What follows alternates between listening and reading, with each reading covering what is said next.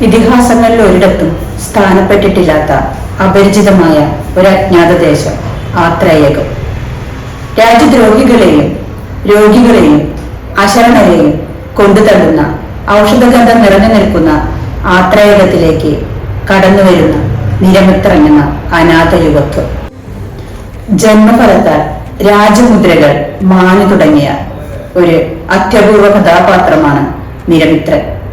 കീഴടക്കുന്നത് സ്വന്തം നിഴലിനെയാണെന്ന ഉൾക്കാഴ്ചയിലൂടെ ജയം എന്ന വാക്കിനെ അട്ടിമറിക്കുന്ന ഒരു കൃതി ആത്രേയകം. ഹസ്തിനപുരത്തിന്റെയും പാഞ്ചാലത്തിന്റെയും അതിർത്തി പങ്കിടുന്ന ദേശം കൂടിയാണ് ആത്രേയകം.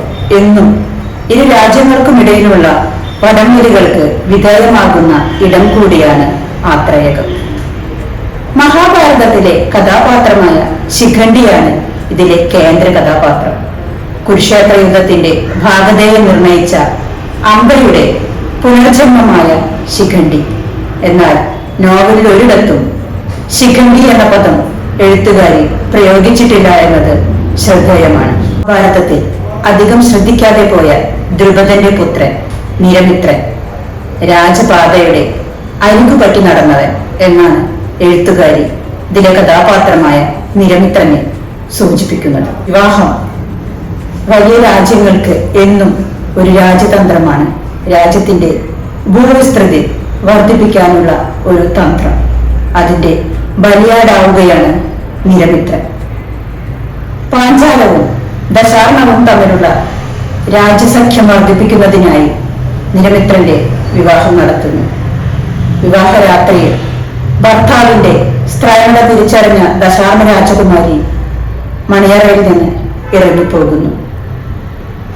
വിവാഹത്തെക്കുറിച്ച് ഒരു മുൻധാരണയോടുകൂടിയാണ് ഈ ബന്ധത്തിൽ ഏർപ്പെട്ടതെങ്കിലും ാണെന്ന് അറിഞ്ഞുകൊണ്ട് തന്നെ നടത്തിയ വിവാഹത്തോടെ അപഹാസ്യനായി രാജ്യത്തിന് പേരുദോഷം വരുത്തിയവനെന്ന കൊടിയ പാപം പേറി നിരമിത്രൻ രാജ്യവും ബന്ധങ്ങളും ഉപേക്ഷിച്ച് പലായനം ചെയ്യുന്നു.